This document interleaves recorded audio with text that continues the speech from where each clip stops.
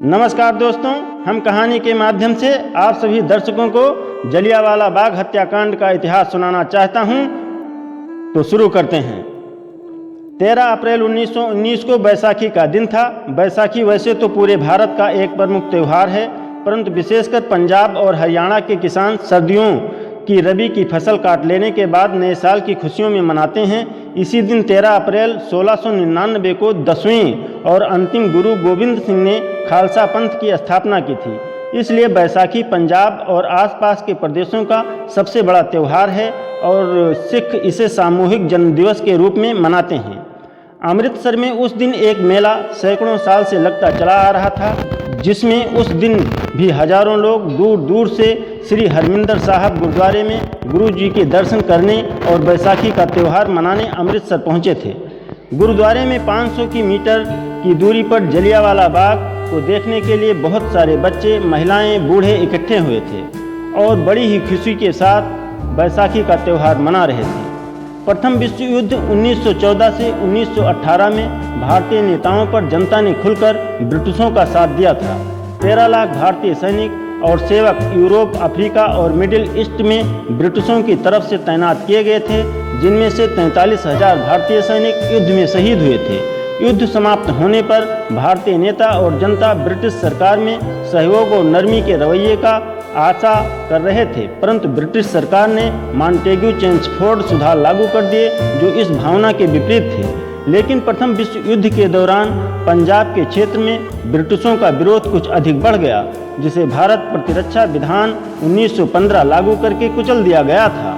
उसके बाद 1918 में एक ब्रिटिश जज सिडनी रौलक्ट की अध्यक्षता में एक सेडिशन समिति नियुक्त की गई, जिसकी जिम्मेदारी ये अध्ययन करना था कि भारत में विशेषकर पंजाब और बंगाल में ब्रिटिशों का विरोध किन विदेशी शक्तियों की सहायता से हो रहा था। इस समिति के सुझावों के अनुसार भारत प्रतिरक्षा विधान 1915 का विस्तार करके भारत में रौलक्ट एक्ट लागू किया गया था, जो आज़ादी के लिए चल रहे आंदोलन पर रोक लगाने के लिए था, जिसके अंतर्गत ब्रिटिश सरकार को और अधिक अधिकार दिए गए थे, जिसमें से वह प्रेस और सेंसरशिप लगा सकती थी, नेताओं को बिना मुकदमे के जेल में रख सकती थी, लोगों को बिना वारंट के गिरफ्तार कर सकती थी, उन पर विशेष ट्रिब्यूनलों और बंद कमरों में बिना जवाबदेही दिए हुए मुकदमा चला सकती थी। आज इसके विरोध में पूरा भारत उठ खड़ा हुआ और देश भर में लोग गिरफ्तारियां दे रहे थे। गांधी जी तब तक दक्षिण अफ्रीका से भारत आ चुके थे और धीरे धीरे उनकी लोकप्रियता बढ़ रही थी। उन्होंने रौलक्ट एक्ट का विरोध करने का आह्वान किया, जिसे कुचलने के लिए ब्रिटिश सरकार ने और अधिक नेताओं और जनता को रौलक्ट एक्ट के अंतर्गत गिरफ्तार कर लिया और कड़ी सजाएं दी। इससे जनता का आक्रोश बढ़ा और लोगों ने रेल और डाक तार सेवाओं को बाधित किया। आंदोलन अप्रैल के पहले सप्ताह में अपने चरम पर पहुंच रहा था। लाहौर और अमृतसर की सड़कें लोगों से भरी रहती थी। करीब 5,000 लोग जलियांवाला बाग में इकट्ठा थे। ब्रिटिश सरकार ने कई अधिकारियों को यह 1857 के गदर की पुनरावृत्ति जैसी परिस्थितियां लग रही थी, जिसने होने देने के लिए और कुचलने के लिए वो कुछ भी करने के लिए तैयार थे। आंदोलन के दो नेताओं सत्यपाल और सैफुद्दीन किचलू को गिरफ्तार कर कालापानी की सजा दे दी गई।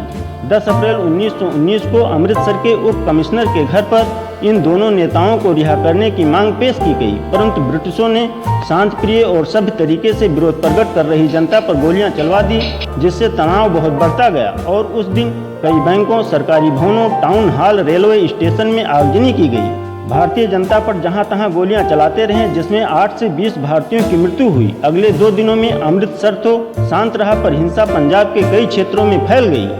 इसे कुचलने के लिए ब्रिटिशों ने पंजाब के अधिकतर भाग पर मार्शल लॉ लागू कर दिया। बैसाखी के दिन 13 अप्रैल 1919 को अमृतसर के जलियांवाला बाग में एक सभा रखी गई थी, जिसमें कुछ नेता भाषण देने वाले थे।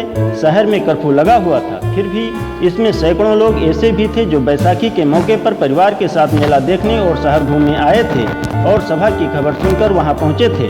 जब नेता बाग में पड़ी रेहड़ियों पर के ढेरों पर खड़े होकर भाषण दे रहे थे, तभी brigadier general Reginald Dyer 90 British सैनिकों को लेकर वहां पहुंच गया। उन सबके हाथों में भरी हुई राइफलें थीं। नेताओं ने उन सैनिकों को देखा तो उन्होंने वहां मौजूद लोगों से शांत बैठे रहने के लिए कहा। सैनिकों ने बाग को घेर कर बिना कोई चेतावनी दिए निहत्थे लोगों पर गोलियां चलाना शुरू कर दी। 10 मिनट में 1650 राउंड गोलियां चलाई गईं। जलियांवाला बाग उस समय मकानों के पीछे पड़ा एक खाली मैदान था। वहां तक जाने या बाहर निकलने के लिए केवल एक संकरा रास्ता था और चारों ओर मकान थे। भागने का कोई रास्ता नहीं था। कुछ लोग जान बचाने के लिए मैदान में मौजूद एकमात्र कुएं में कूद गए, पर देखते ही देखते वह कुआं भी लाशों से पट गया। जलियांवाला बाग कभी जल्ली नामक आदमी की संपत्ति थी। बाग में पड़ी पट्टिका पर लिखा है कि 120 तो सिर्फ कुएं से ही मिले हैं। शहर में कर्फ्यू लगा था, जिसमें घायलों का इलाज के लिए भी कहीं ले जाया नहीं जा सका। लोगों ने तड़प तड़प कर वहीं दम तोड़ दिया।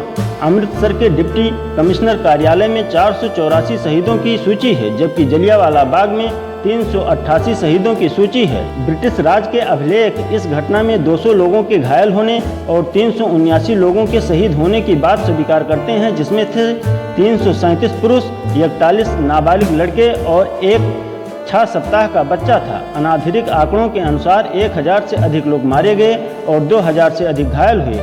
आधिकारिक रूप से मरने वालों की संख्या 379 बताई गई, जबकि पंडित मदन मोहन मालवीय के अनुसार कम से कम 1300 लोग मारे गए। स्वामी श्रद्धानंद के अनुसार मरने वालों की संख्या 1500 से अधिक थी, जबकि अमृतसर के तत्कालीन सिविल सर्जन डॉक्टर स्मिथ के अनुसार मरने वालों की संख्या 1800 से अधिक थी।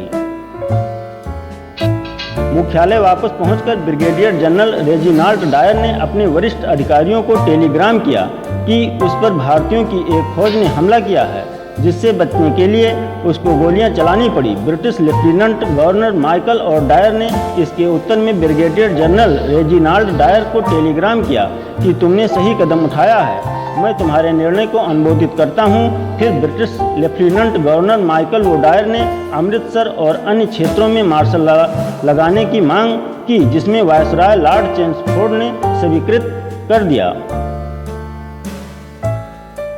गुरुदेव रविंद्रनाथ टैगोर ने इस हत्याकांड के विरोध स्वरूप अपनी नाइटहुड को वापस कर दिया। आज़ादी के लिए लोगों को हौसला ऐसी भयावह घटना के बाद भी पस्त नहीं हुआ, बल्कि सच तो यह है कि इस घटना के बाद आज़ादी हासिल करने की चाहत लोगों में और जोर से उफान मारने लगी। हालांकि उन दिनों संचार और आपसी संवाद के वर्तमान साधनों की कल्पना भी नहीं की जा सकती थी, फिर भी यह खबर पूरे देश में आग की तरह फैल गई। आज़ादी की चाह न केवल पंजाब बल्कि पूरे देश के बच्चे बच्चे के सिर पर चढ़कर बोलने लगी। उस दौर के हजारों भारतीयों ने जलियांवाला बाग की मिट्टी को माथे में लगाकर देश की आज़ादी करने के दृढ़ संकल्प लिया। पंजाब तब तक मुख्य भारत से कुछ अलग चलता रहा, परंतु इस घटना से पंजाब पूरी तरह से भारतीय स्वतंत्रता आंदोलन में सम्मिलित हो गया। इसके फलस्वरूप गांधी ने 1920 में असहयोग आंदोलन प्रारंभ कर दिया। जय हिंद, जय भारत, वंदे मातरम। Thanks for watching.